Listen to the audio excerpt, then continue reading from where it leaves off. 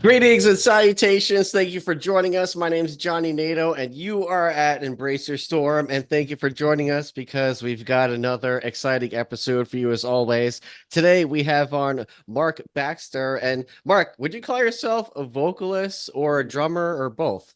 No, well, what I am these days is a vocal behaviorist. Okay. So a vocal behaviorist, but dude, I appreciate you coming on. We were talking before the interview, and I had to like interrupt you and be like, "Oh, wait. Let's start this interview because you're full of awesome information, and I love your enthusiasm for all this. So thanks for coming on."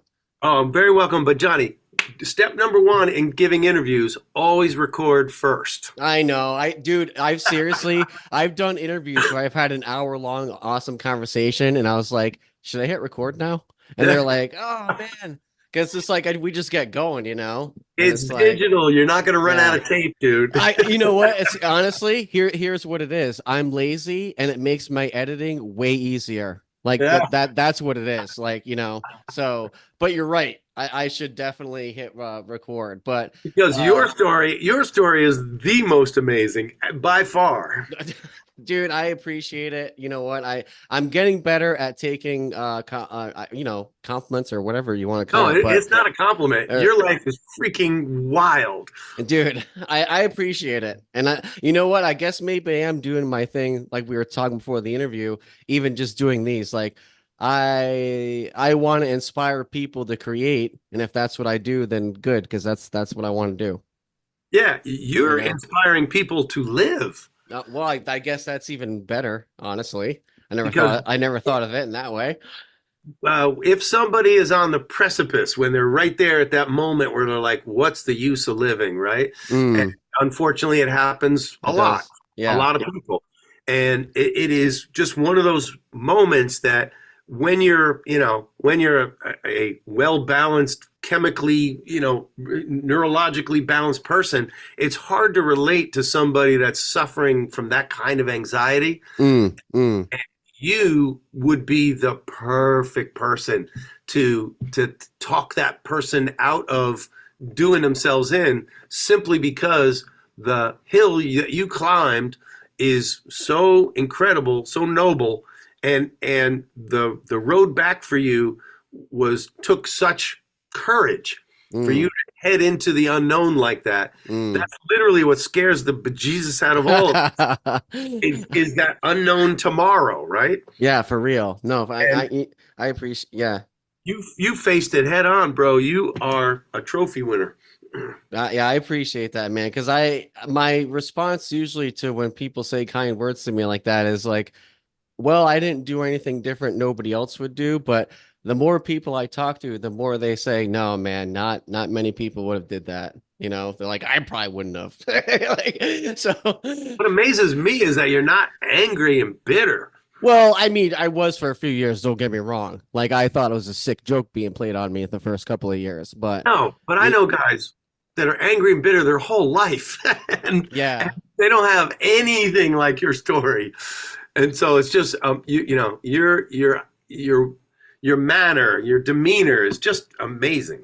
Well, thanks, dude. I appreciate it. And likewise to you, man. Like I was saying before, I think we're sort of cut a little bit from the same cloth because you have this tenacity behind, like you said, you're a vocal behaviorist.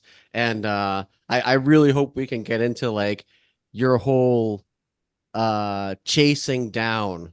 When I looked at your LinkedIn stuff, you like did all these like you went to like of course I'm gonna blank on everything, but like you would go to like different like seminars to learn like how vocal cords work or like you know what I mean? Like I could Yeah, be off, but like I'm just kind of think of an examples like that where like, some people are like, oh, I want to sing. I'm gonna, find a vocalist and learn how to sing. You went like 5 layers more deep than that, absolutely. you And know? that's the curiosity, I guess, that you're either interested in something or not. But just to flash back to what we were talking about before you hit that record button, I was, a high school. I started playing drums at 10, and my brother and I formed a band. I drew the short straw, so I was the singer in that band. And so it was, we're all figuring stuff out. My brother bails on guitar because he got a girlfriend and he went down a different path for a while. Yeah, And so the guitar served its purpose for him. exactly. And so and you know, that cliche is weird because I always, I never thought of, you know, getting girls as the reason why to play drums. Uh, Mm. and any drummer can attest to this because by the time you get packed up, all the girls are gone. It's yeah, for real. They are long taken. And dude, you know what's hilarious? This is probably the third interview in a row where the part of the interview has come up where the last person interviewed, he started playing guitar to get girls. The guy before that, he started playing guitar because he saw a friend in school playing guitar with all these girls standing around him. So it's pretty funny. It's a little bit of a common theme going on here. Oh yeah, and this is again my father. We were talking about my father was just always, you know, yelling at me saying like, "You're in denial. You're not that good. You don't have it." And the last thing he would hit me with was, "You just want to go up there and shake your ass in front of 13-year-old girls." And I was like, "Wow, that is a low blow right there. 13 is illegal." Well, he's probably thinking of like Elvis or whatever, you know? Yeah, and so but so that was never my motivation again, because like by the time I had these huge drum sets, and by the time you get all packed up, the Oh school is yeah. empty, like the room is empty. Mm-hmm. And after high school, I got a call from a big manager. I got an audition for a band that just came off the road with Kiss. They were the biggest band in the world at the time. Heck So I yeah. thought I thought my ticket to rock stardom was punched. I hear you. And I go into this band house and, you know, had a great audition, but then when it came to showcasing, the singer of the band got stage fright and Mm. basically uh, bailed on us. And so we were left high and dry. The labels, all, you know, spec deals back then were very common. So Mm. they would give you seed money to get your act together if you were a hopeful, and there would be stipulations with that. So Oh, that's cool. So if you guys would have possibly played that show, they would have been like, here's a couple of bucks. exactly. Straighten yourselves out and we'll be back next month or whatever. They were paying for the house that we were living in. No kidding. And that's what I mean. I thought I had punched my Man, no stardom. kidding. And so by the time all this fell apart, and this is, you know, when you're young, time goes very slowly. Oh So yeah. it's really 6 months probably of my life, but it was like sky high. And then all of a sudden there's a knock on the door and it's the sheriff and we're being evicted out of Oh, it. dude, that sucks. And so that was my education to the real music business. Oh, dude. So, like, where'd you end up going? Like, when the sheriff came, like, did you guys all find a place to stay in the same spot, or These like? guys, no, the band broke up because of that. Okay, okay, And so yeah. they were all 10 years older than I was. So Oh, that's right. I remember you saying that. I had to go home to my mother with my tail between my legs because I was, you know, I was homeless basically. Right And after you already told her, "Hey, mom, I'm out of here." exactly. Like, Another lesson, don't burn your bridges, yeah, right? no, exactly. And so that deal my parents had with all of my siblings was when you hit 18, you either got to choose college or you're out of the house. You can't stay here. So I go back to my mother. My parents were divorced. I go back to my mother and like plead, like please, can I stay here for a little while until I figure things out? And she's like, I can't let you because then I have to, you know, I Let made this everyone else do it or whatever. exactly, Yeah, exactly. yeah. So, made matters worse, I had to call my father and say, "All right, I'll take you up on that college offer." And that really was a bitter pill because he kept saying, you know, like, go to college, skip the band thing, blah, blah, blah. He was drilling that. So Mm, that was like a win for him. mm. But so I'm majoring in music. I faked my entrance getting in. I was not a good school I went to. It was what is University of New Jersey, was Trenton State College at the Okay, time, okay. and not known for its music department or anything like that. It was more of an athletic school. Mm. And so faked, I was absolutely illiterate, couldn't read music, couldn't do anything. Yet I got all A's in high school music because it was I got an A for attendance more than anything. Yeah, yeah, yeah. Like, oh, Mark's here. Yeah, it was a turned into a ghetto school over the years that I was there. So it really wasn't about learning; it was about surviving. Oh, damn. But so fake my way into this music department, and on first day of music theory class, the professors, got the circle of fifths and circle of fourths up on the blackboard. He's like, Yep. I'm sure everybody knows all this. This is just review for today. And I'm jotting everything down on a notepad Oh, like crazy. dude. I was so far behind I hear everybody. you. And so I for the first 2 years, I was playing catch up like madness. I was playing catch up. But then after the next, after those 2 years, once I sort of caught up with everybody, I got so bored that I really was wondering what I was doing there. And it was my drum instructor, Tony DiNicola, gave me the best advice. He's like, he goes, I see you walking around. It was percussion major. So he goes, I see you walking around the halls and you're always singing all the time. And I hear you in the practice room. You're not doing your rudiments. You're always, singing to yourself. He goes, why don't you just go be a singer? And That's funny. it was my drum instructor that told me this. And I was Well, like, no, it's just funny how it was so obvious to him, but yet, you're walking yeah, down the hall, say, whatever. And exactly. your drumming teacher's like, why are you even playing drums? Like, And I think he was just nicely saying, you're not that good a drummer. well, yeah, maybe he just thought you were a better singer than drummer. Yeah, well, no, I wasn't. To me, what killed me on drums was when the drum machine, in the '80s became Yeah, yep, popular. yep. There was a big fall off of drummers then because you either got really good, like you could play like a machine with feel, right? Like Hmm.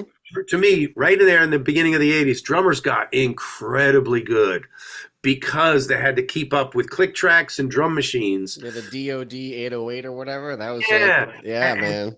the Lynn drum machine, all that stuff. It was just, and then Phil Collins owned the '80s with that big drum sound. Yeah. But now, I can't even compute. I can't put where drummers are today. It's like that, brrr, all that rapid fire. Dude, that drummers now are insane. It's nuts how good they are. Yeah, it is. So They're completely insane. I'm like, how is this even humanly possible? What I these don't guys know. are doing right now? Yeah, it's Like, nuts. it's completely. I literally saw this one drummer. He was doing an interview, and it's for this band Archspire. They're like kind of like this technical death metal band. Yep. The guy was like, I literally don't have anything on my rack or on my drum stand or whatever higher than my heart. Because if I have to lift my arm over my heart, it takes longer for my blood to pump through my veins and stuff. So I got to keep my arm. I was like, if you're worried that much about how fast you have to move your limbs, you have problems, man. Like, Wow. like that is just like ridiculous. Play a You, ballad. you know, like so ridiculous. Yeah, Like, it's nuts. So I'm glad I made that choice because I just didn't have the discipline. I didn't have the passion in drums. I still own drums. I mm, love to play, but mm. the way I say it is I own a motorcycle, but I'm not a biker. There you go. And I own a drum set, but I'm not a drummer because to get that ER on the end of your name, you have to love the work. Mm, mm. And so drummers that are always like they're Yeah, always yeah, on yep, stuff, right? yep. And I do that all the time, but I'm not challenging myself. So I still play as good as I ever did. My chops are still there, but I play drums like Stevie Wonder. And Mm, so it's mm. that kind of sloppy 70s style stuff. And it was great in the 70s, but then I didn't progress with all the decades that have ensued since then. Yeah, yeah. Yeah, I hear what you're saying. So with singing, it's the same thing. I was very frustrated with when I came out in front of the drum kit, tired of letting singers, control my destiny. It seemed like singers were very fragile beings. And when I came out from behind the drum kit, I discovered exactly why. And Mm, mm. that level of vulnerability without an instrument in your hands, you are, to me, the highest order of vulnerability is stand-up comedy. Yeah, totally. Totally. Those guys are extra crazy Yeah. because you have just your wits and an arena full of people that you have to get on the same plane as you. And that's incredible vulnerability. With singing, at least we have musical inventions like, modes and things like that to suggest moods. And you got a band behind you, or even if you're singing a cappella, there is still the lyric and the melody, which acts Yeah. as devices sort of in your favor. But Good. high order vulnerability, in other words. You're Yeah. very exposed as a singer. Now, could you actually? I loved what you kind of said when we were first when we opened up with talking, Mark. You were, if you could mention again, like the singer is like using this instrument that isn't this physical thing, and then if you could lead into those like negative thought things and stuff that you're Sure. talking about, No, that was every- awesome. everybody knows this. Most voice coaches talk about this, that your body is your instrument when you sing. And that's kind of well known now. It's understood. So the larynx right in the middle of your throat, all that kind of stuff. And we treat it like an instrument, but I have a piano here. Mm. And the point is, I can't look at this piano and say, this piano sucks at playing Journey songs. Huh. That would sound crazy coming from a pianist, right? Yeah, that's You interesting. can't look at your guitar and go, this guitar can't play like Eddie Van Halen. It's like, no, yeah, it can. You give, a early Eddie Van Halen this guitar and he would smoke it. Right, right. And so it's not the guitar. And so it's not your larynx or your voice that has the issue. It's the owner that has that issue. And so with any musician, you go to your first guitar lesson, you go to your first piano lesson, and you're never allowed to blame the instrument for all your shitty playing. Mm. And so with singing, it's always like, and then see, hear what my voice did? All of a sudden, there's this mystery of like, my voice just cracked. I didn't want it to, but it did. Mm. And so that right there is this weird relationship that we all have with the voice, and that is we speak of it in third person almost. Whereas every instrumentalist knows it's me. It's on me to champion this instrument. Yeah. And with singing, if we just say that to ourselves, it's on me to champion my anatomy so that it can make these wonderful or cool or awesome sounds I want it to make. But no, this anatomy includes our brain, which is a vacuum, like sucking up every negative thought you ever felt. Mm. And don't you know, when it comes time to singing, that's when it unloads that dirt bag. And now all of a sudden, when you were all fine walking up to the stage, now your mouth is bone dry, your throat is closing, your heart is pounding away so you can't catch your breath, and you got to hit these notes that were easy to hit in rehearsal when no one was staring at you. And so that change of psyche that occurs as we walk up to the microphone, that's a huge hill to climb, and it's invisible. So everything about the instrument is visible. I can look at the piano and see where my hands belong for that first chord of a song. And blind people like yourself, Johnny, Yeah. will feel the instrument, right? And position the hands accordingly. So you get some assurance of the first sound I make is going to be okay. Yeah, yeah. I mean, I was thinking like, how you were saying like, oh, my throat's closing up and my mouth is getting dry. It's like, yeah, imagine picking up your guitar and like the neck is shaped different, or like, you know what I'm saying? Like you're not expecting it. It's like, here's your guitar, go play it. Yeah. So what I tell guitar players is what that want to sing. I'm like, okay, let's say you show up at every gig you ever played, and there's a guitar already at the club that you have to play. Mm. It's a different used guitar every night you perform. Mm. Now you're going to be having a sleepless night before that gig, just like the singer is, because you're going to be wondering, I wonder what that guitar is going to be like. Yeah, no, for real. So you're going to want to get there early, because what if the strings need changing? What if the soundboard is cracked? What if the neck is all screwed up? It's like you're going to need to address certain issues, and your pride is on the line, so you're going to want to get to that stuff early. So if it needs 3 hours worth of work, you got 3 hours to spend on it. That's a pretty cool way of putting it. And so every time a singer opens their mouth, what happened yesterday is no guarantee what happens today is going to be a duplicate of that. And so there are so many condition changes to to our metabolism, if you will, to the relative humidity in the room, to whether you're allergic to something, whether Hmm. there's mold in the club. There's just a Mm. billion things that could take your instrument out. And so, what I learned as I struggled to get my act together was that you have to really get the conditional stuff as good as humanly possible because your skills aren't that good in the beginning. So But what made you start chasing that? Like obviously you were getting like sort of, you know, embarrassment is what made me want to. okay. Cause you'd be singing fine at practice, you'd be singing fine at home, and then you'd go up on stage, you'd be like, what the hell is wrong with me? Yeah, I was just working way too hard, and things were a struggle. High notes to sing that are easy in the car were a struggle on stage, and Mm, and I was singing a little sharp. Everybody kept saying, "You're a little sharp. You're a little sharp." I couldn't hear it. mm, So because I was working so hard and squeezing and pushing, my mm. my whole focus was on the energy that I was, giving it. So I was just doing everything wrong, and yet was it wasn't bad, but it was just decent. I was Right. I Like was great. you knew you could be way better or whatever. Yeah, way Yeah. better. Yeah. And the thing is, I knew guys that would, drink a milkshake, smoke a bone, get up on stage and kill it. Yeah. Like they were really good. And I was just like, how the hell are they doing that?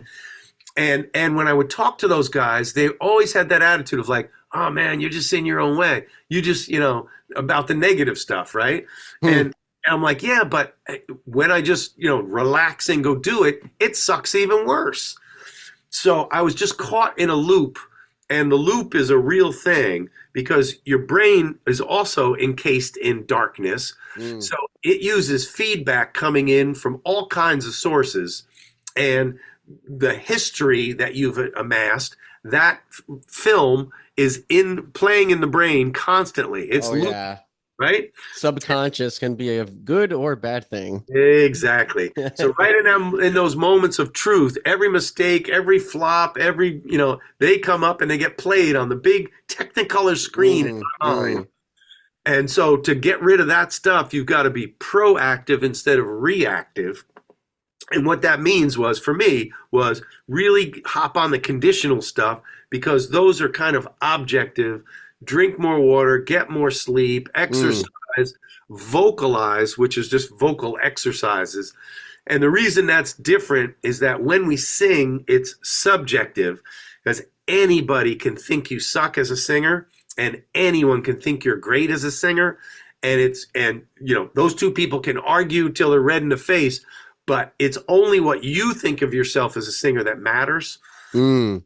And so therefore, I didn't think I was a very good singer, and yet I'm singing. So that's not a good position to be in I because hear you. that creates a sort of magnet for all those negative thoughts. Because all I'm doing is keeping score. Oh, there's another bad note. Oh, I think that one's sharp. Oh, a cracked key. Yeah. Yeah. And I'm keeping a log as I'm singing, and that's just a horrible way to perform. So getting my health together became, my obsession, if you will. And I'm not a healthy guy, but it was just all the stuff that I could do, like start drinking water, like start running, start It's like exercising. stuff you're more in control of or whatever it seemed like Yeah, at the inst exactly. at the moment, you know? Exactly. So Yeah. and then I just always got hit with like in college. I took voice lessons there, and the first college professors, everything's classical there, of course, and Right. so they Right. just kept saying if you sing that way, you're gonna lose your voice by the time you're 25. You're just gonna cook yourself. And I was like, but I know guys doing it. Like Robert Plant's not cooked. He was 25.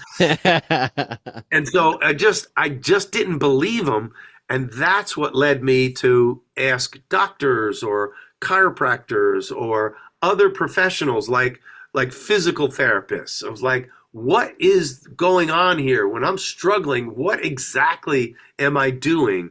And what happens is when you're in distress, again, adrenaline plus cortisol plus gamma ambutyric acid, these are all negative neurotransmitters. Mm. And what that does is flood your system with a mayday call. So muscles get really stiff. You're in fight, flight, or freeze mode. Mm. Your brain is sensing a threat, and it's a life life-threatening threat.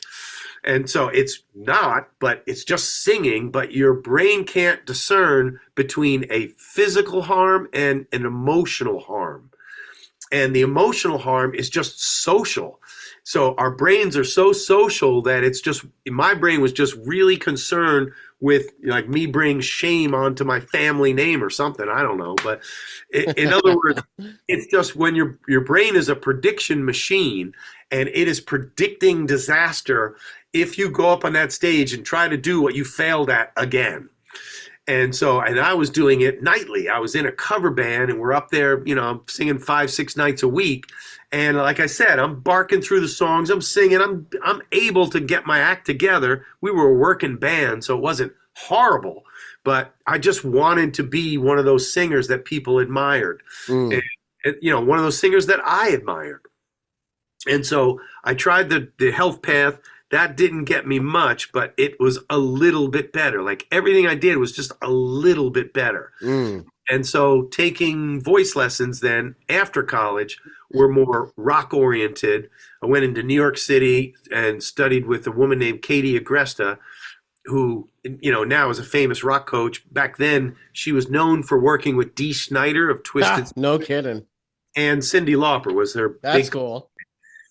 So I went into her, and they were different kind of voice lessons, more physical than just making these operatic sounds, right? And that kind of opened a Pandora's box for me in that I became very curious about the anatomy and the voice. Mm. And so I would ask a lot of questions at my lessons and wasn't getting, she would give me answers, but I wasn't getting the detail that I was seeking. Yeah, you're kind of like tension. You're kind of like, yeah, that's what I asked, but not really. Like, Yeah, yeah, and and to her credit, she was more attuned than most teachers back then. This is going back 40 some years. yeah. Most teachers back then, wouldn't entertain that at all. It'd just be like, no, you're doing it wrong. Place the sound here, kind of thing. Yeah, yeah. But I'm like, sound is a wave, so how can you place a wave? And so those kind of like, I've always been a troublemaker in terms of asking one more question that people are willing to answer. And so therefore, what I've learned to do is just ask a lot of people, and then you get your intel that you want, right? I hear you. Because when stuff doesn't make sense to me, I keep poking at it until it does. And so that led me to teaching on my own, which was really the best education because everybody that I was attracting as students were reflecting my problems. Okay. And when you see it on somebody else, it's a lot easier to deal with. That makes sense. Right? So I'm like, your jaw is really tight. Or, dude, your neck is like bulging out. And I was young then, right? So I spoke like that. So my point is, it was just such a blessing to me. I started teaching because the band racket, your band, you're like up and down, the band's breaking together. And at that time, my son was just born. He's just turned 40. So 40 years ago, I'm married and I have a kid now. So I'm like thinking to myself, I need some kind of stability here because, with bands, it's hand to mouth. Yeah, no, totally. So I'm still playing in a band, but I'm teaching now, a couple students here, a couple students there kind of thing. And I attracted those students because I was slowly getting better in the club circuit as a singer. So people were asking me, it's like, what are you doing? I remember when you started, you weren't that good. And now you're decent or whatever. Yeah. So, but the blessing was being able to have somebody trust you to help you and be vulnerable enough where I would, ask somebody to sing and they didn't sing well. And when somebody is trusting you like that, it's easier to give someone advice when it's not you, right? Mm. And so I'm giving people advice about loosening their jaw, relaxing this, doing that. And meanwhile, a little voice in the back of my head is going, you don't do that. Yeah. Hey, take your own advice, buddy. Exactly. And so that double whammy of me giving advice and seeing people get better with it and then me damning myself, in that little narrative voice in your head, going like, you didn't do that today. Why don't you try that kind of thing? So it accelerated. What needs to happen is our anatomy needs to be in agreement with the laws of physics, obviously. Mm. To be an instrument, like if you and I were to take a piece of wood and build a guitar, that guitar is going to suck because we don't have the skill of a luthier to really harness the laws of physics, of sound, in order to capture the overtones and, the glues and resins and the hundreds of years of refinement that a guitar building has gone through. That stuff, each luthier is on the back of the one before him, right? Yeah. So every guitar, the cheapest guitar in Guitar Center now, is a slamming good instrument. I hear you. Just like the cheapest car you can buy today is a really good car. So the point here is that with singing, you still have to build an instrument from scratch. And in my case, it was from scratch, only because of the negative culture in my house. But for some people, they got a pretty good voice right out of the box. And that's where the gifted stuff comes in of like, well, Johnny doesn't need lessons. He sings great. So I guess he's blessed. But Mark, tries to sing and it's, not so good. So maybe there's a curse on Mark and Johnny over here is a great singer kind of thing. So it's that life isn't fair stuff that really gets exposed when we talk about singing. And nobody knows that life isn't fair thing better than you, Johnny. Well, that I've spoken with other people that have had interesting, lives themselves, and I'm like, man, I'd want no part of what you went through. You know what I mean? Like, but isn't that something? Somebody with a story like yours still doesn't want to trade with somebody else. Yeah, no, not at all. Like I told you before, man, I would do everything I went through again. Like it That's amazing. I appreciate it. It made me who I am. 5 years into it, I had a different story. It took me 30 years to kind of get where I am now. But like, yeah. Now I wouldn't trade it for anything. It's made me who I am, and I like who I am. So yeah, that's awesome. That really is. Yeah, and that you did it without singing. That's great. and so one thing I want to say, I don't know who coined this little phrase or whatever. I don't know who said it, but they were like, if you want to learn something, teach it.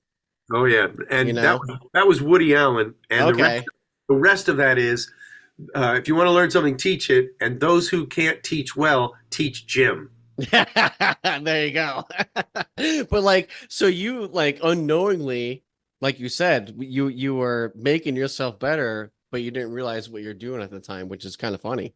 How life works itself out that way or whatever. Ain't it the truth though? That's exactly how life works. So yeah. So here's the deal. Just to be a responsible teacher, that's when I started auditing classes in Harvard Medical School. Okay. I befriended the top ENT, world famous Dr.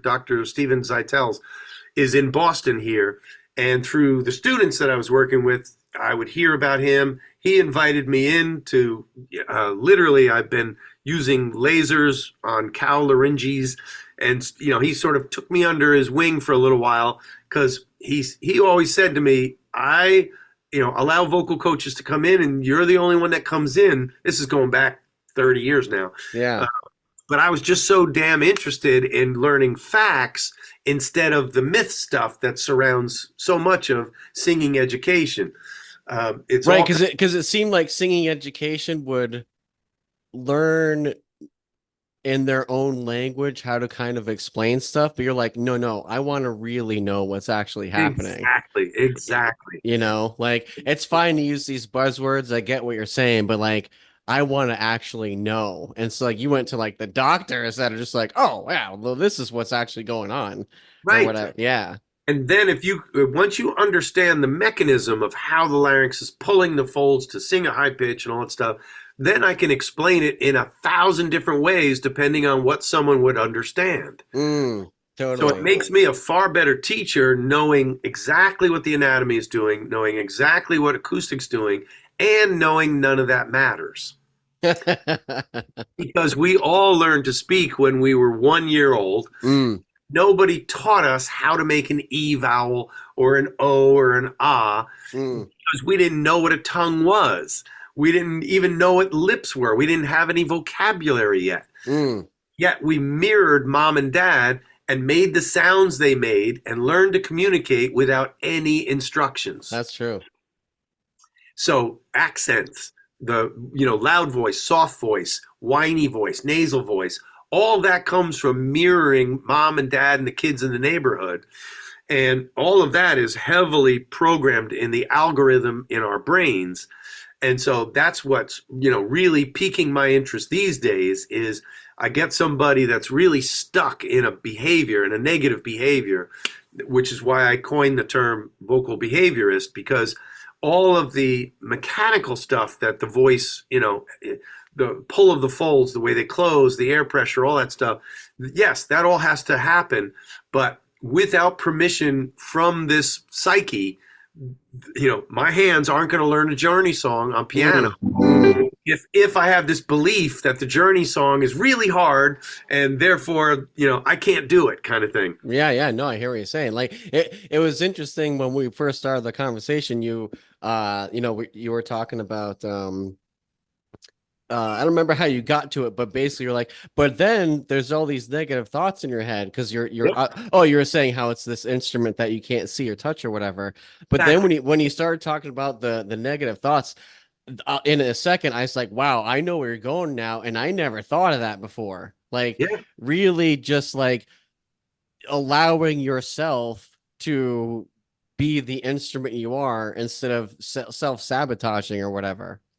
So I have all the evidence that a person needs that you can sing. And I'm armed with that evidence, and I have a belief that you, Johnny, can sing really well. And so, and I'm saying that just because, like, let's say you came to me for voice lessons, right? Yeah. So that's what gives me permission to say to you, yes, I can help you. And it's yes, I know the anatomy. Yep, I know the acoustics. Yeah, I know all that stuff. But I also have all of this, neurological plus psychological information Yeah. that I will help you navigate your own bullshit. So, Mm. and it's my belief that becomes the sail on the boat. So as we're making it through the storms of all your negativity, right? Hmm. I can be steady at the tiller and go, yep, yeah, the storm sucks. Yep, yep, I hear your voice. It sucks. Yep, it's temporary No, because it's I hear you though, but that's honestly, I don't think that is with the singing alone. I think that could transcend every creative aspect, what you're hitting on right now. yes. For sure. But that's why I said, and you did all the amazing stuff you did without singing because singing saved my life. Well, that's what guitar was for me, for sure. Yeah. You And know, so, and more honestly, teaching singing saved my life because absolutely. it made me explore all of this other deep stuff that I don't think I would have had the interest if I was still playing drums. I hear you. No, I totally get that. Like, it's it's kind of funny that who was I thinking of? Oh, Chris Cornell was also a drummer. Hmm. And then their Soundgarden's like, dude, we need a singer. And like you singing from behind the drum set is not cool. So you need to stop playing drums. All my favorite singers were drummers first. Yeah, no, it's kind of funny. But like, yeah, I really think the way you approach that, like I said, every like the vocal behaviorist, I love how you frame yourself that way again, because I first, like I said, up until now, I never considered. I mean, I know how negative thoughts and beating yourself up you can get in your head about, but I never thought of that like as a vocalist in that aspect. I mean, really, I mean, every day on a daily basis, we probably beat ourselves up, what mind forget about singing, you know what I'm saying? Hundreds of times, absolutely. You We know? exist in that. But here's the deal. My theory about drummers becoming singers is that there's so much parallel between drums and singing because both time and pitch exist in this vacuum. Mm, Whereas when a drummer, in the old days, especially without a click track, clicks off a song, right. it's like 1, 2, 3. It's like, where did he get that tempo from? Mm, He pulled it out of thin air. mm, He pulled it from his memory, of course. But so the point is, and then once he starts a song, what locks him into that timing is a trust, a faith, if you will, right? Yeah, And yeah. the second with drumming, for me, the second I would wonder if I'm in time or not, that's when you go out of Yeah, time. no, totally. And with Totally. singing, the second you wonder if you're in pitch, that's when you just went out of pitch. For And so, me, for me, when I'm playing and singing sometimes I can go into a whole nother space in my head and yep. almost and be like listening to the music and be like, whoa, whoa, wait, I'm making this that I'm listening to. I need to pay attention here. Yeah, yeah, yeah, exactly. And so all of that to me, whenever you strive for mastery at anything, you're gonna end up in a house of mirrors Mm, because you're only facing yourself. What's mm, between you and mastery of any instrument, any art form, anything, mm. just that is yourself. And I think everybody gets to a zen kind of state when they get really good skill sets because they view it as I'm hardly doing anything. Yeah, yeah. And I know for me, I've been teaching now 40 years, and I know that when I get somebody in, if 40, if I watched me, if young me watched me now, I'd be like, that dude didn't do anything at the lesson. He didn't, barely said a few things, yet this person sang better from beginning to end. It's like, how the hell did he do that? And it's that economy that obviously, what I eventually learned with singing is that economy of effort. Whereas you use the precise muscle, and I'm not instructing my muscles what to do. It's what happens naturally when you trust yourself. Mm, And that trust is everything because you can't see the instrument, you can't feel it, right? yeah. So I have to imagine a sound that I think would really affect the listener the way I want them affected. So that first thing, the first order of business for a singer is to have that intent. What do you want your listener to feel? And Exactly. and with that intent, now that means, okay, I got to make a distorted sound right here and I'm going to hold it, yeah, or whatever. Whatever. Now I'm going to get really excited for that listener because this is going to be one fucking cool chorus right now. Mm-hmm. Mm-hmm. And so that's my whole focus of, I wish I was that listener right now because he's about to get jacked. And if you're a band on stage and you're not excited for your listeners, you're in the wrong band or you're in the wrong profession, No, I hear you. I right? hear You got to you. be excited Absolutely. for the fans because, like, yeah, Absolutely. the coolest song ever. And that's what floats your body. That's what floods you with neurotransmitters that allow you. Same with athletes; they allow you like superhuman strength for a moment, right? Mm. And it's that you don't want to sing on adrenaline or play on adrenaline, but it gives you a flow, and in that flow state, it just means there is zero resistance to what you're doing. Hmm. So that's like the ultimate spot to be in then, especially when you're singing. Because It's why people thank the Lord when they win a Grammy.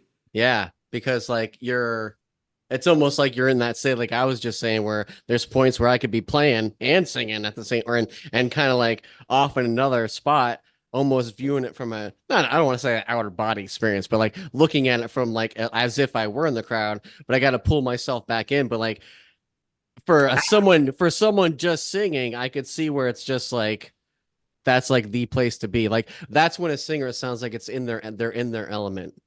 Athletes call it the zone. Yeah.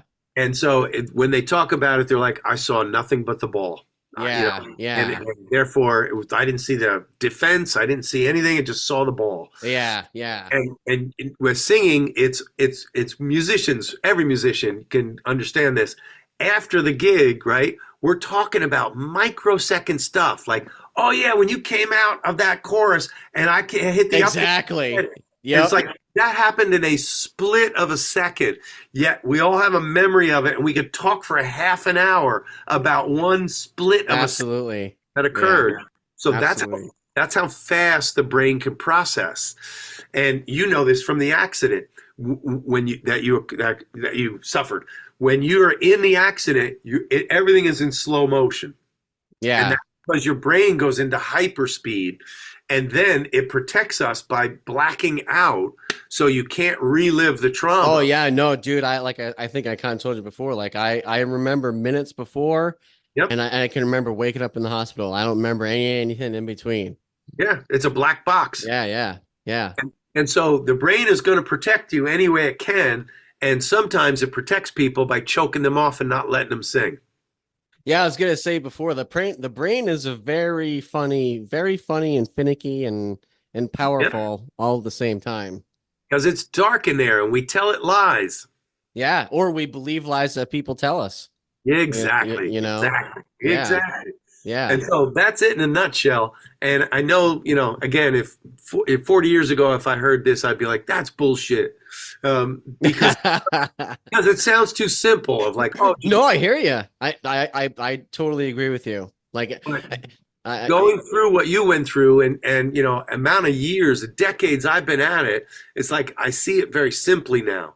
yeah, And and I'm not downplaying the need for the anatomy to act and all the stuff that voice teachers go over with singers is important, but the kingpin is that belief system.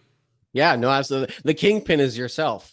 You bet. That's it. Yeah, yeah. Great. Like you're your own worst enemy. You're the only one holding you back, really.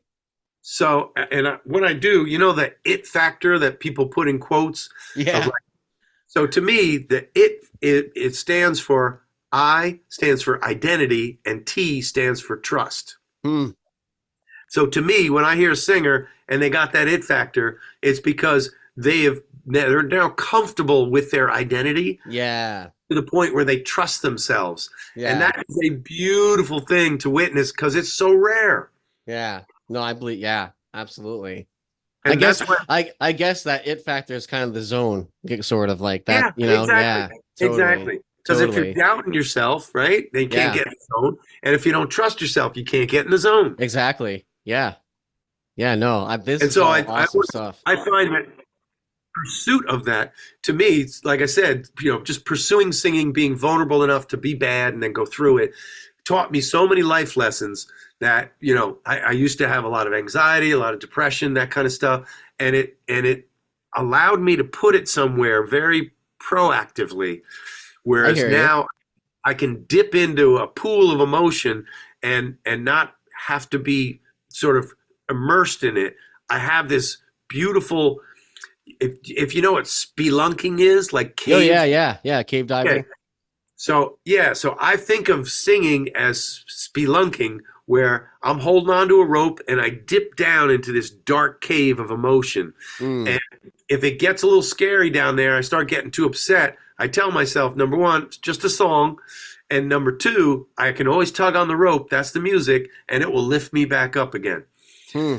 And so therefore I can go pretty far down into that cave, and that emotion will transition my voice into something very captivating simply because I'm letting it be real emotion. Hmm. It to me is a skill into itself That is. that I'm not contriving it, I'm experiencing it, but in a weird way, I also know I can detach myself from this whole thing. Hmm. Wow. And Man. that's how singers that sing on tour that I work with, I have to make sure that they're not immersing themselves without a rope, that they need to know that they're going to create the feelings of their material, but they can't sacrifice their instrument because they've got to sing night after night after night after night. Their job is to take that, let the audience take that journey. What do you think of Sebastian Bach and his singing? All of those singers that are in the aging category, Yeah. it frustrates me because they are of a belief. I don't know him personally. Yeah. It's an easy culture out there that says, yeah, once you reach a certain age, your voice changes, and and that's that kind of thing. And that's true, but it's not age per se. It's that you haven't recalibrated your behavior to your new instrument. Hmm. And so if I'm, like I said, 68, and if I was, if my body had changed a lot. I'm heavier than I've ever been in my life, but I'm not obese. Yeah. And so if I was obese and just said, yeah, patting my stomach going, that's the age thing, as you get older, your metabolism It's slows down. like Vince Neil from what I hear. Yeah, exactly. And so my point is, yeah, if you're eating three hamburgers a day when you're 20, that stuff's going to haunt you when you're 50. Yeah, yeah. So the point is calibrate the way you exercise, calibrate the way you eat, calibrate the way you behave. And you don't, yes, you're going to age, but it is not the atypical, oh my God, that guy lost it. Well, I guess swinging back around to D. Snyder, since you mentioned him, I don't remember when the last show they did with Twisted Sister, but he's probably in his 65 or something. Mhm. Man, he sounded great. It's there, it's available. He sounded great. It's like you wouldn't have think that, like, he didn't lose a step in his you know with his The walk or vocal whatever, however you put it. the vocal folds are, for guys, they're 3/4 of an inch. They're really small, small like your eyelids. Mm, They're really thin tissue, and as we age, things do calcify. So all of the housing of the larynx is cartilage, and as you get really old, like into your 70s and 80s, it's going to calcify. So it becomes more bone-like. mm. And that's what makes for that reedy sound of an L. Okay. And so the folds dry out, so they don't have the waveform that they do, kind of like old guitar strings, Yeah, yeah. or an old drum head will have like bunk, bunk, and Yeah. a ring to it, right? But that's way late, and the collagen, if you will, is what dries up. So the hyaluronic acid is the lubricant of the vocal folds, and as that stuff dries out in our joints, your body gets a little creaky as you get older, right? Mm. We've all seen the 70-year-old guy that's done yoga, or we've all seen Mick Jagger, put it that way. Yeah, yeah. 80 what? How old is he now, right? Oh, yeah, seriously. And so his body, just when he swings his arms around and prances around on stage, is like, that's a dude that never stopped calibrating. He has never stopped stretching. He's never stopped working out. Hmm. And that's what age, that's the potential of somebody at his age. Yeah, yeah. I hear what you're saying. Like it's almost like if you are like a singer, then it's even more on you to like really take care of yourself, because again, your body's your instrument. So if you Exactly. don't take care of it, then you're not going to be singing much longer. So the watchword is to vocalize, which is vocal exercises Yeah. every damn day. And again, teaching has been a blessing for me because I do vocalize every day, Mm. giving demonstrations to people. Yeah. And so it's kept my voice limber so that I can sing pretty much, almost better than when I was 20, because I've kept things limber. That's cool. And it's, if I wasn't teaching, I don't know if I'd be that disciplined. So Yeah, yeah. I'm not judging older singers, but I'm just saying it is possible to maintain quite a bit of your voice through some later years. Yeah, yeah. No, totally. You got to be. Um, Mark, are you taking any like so speaking of like lessons and teaching, are you looking for new students? Like, do you want to like plug whatever you got going on now, or My website is voicelesson.com, and damn, that's a good domain name. I was the first on the internet. Man, no kidding, with a domain like that. Yeah. And so I have a new book coming out. It's probably, hopefully, in the fall, which captures all the stuff we've just been talking about. That's cool. And the first book I wrote, Rock and Roll Singer's Survival Manual, is been out for 30 odd years now. And it's not about rock and roll per se. It is about surviving surviving being a working singer. And I'm teaching online and in person. I'm going to do that till I expire. That's So cool. I'm always interested in working with somebody that's interested in improving. Yeah, absolutely. So voicelesson.com. And yeah, again, that domain name's impressive that you have that. Um, what else is yeah, I'll put a link to the show notes in that. Are you in the Boston area or New York area? Yeah, I'm in Boston now. Okay. For 26 years, I had a studio in LA, one in Manhattan, and one in Boston. And I used to do the triangle and commute. And then when the pandemic hit, I shut down LA and New York. So I'm in-person lessons are in Boston, but the Zoom, Skype, Yeah, FaceTime yeah. Yeah. world now has just made it.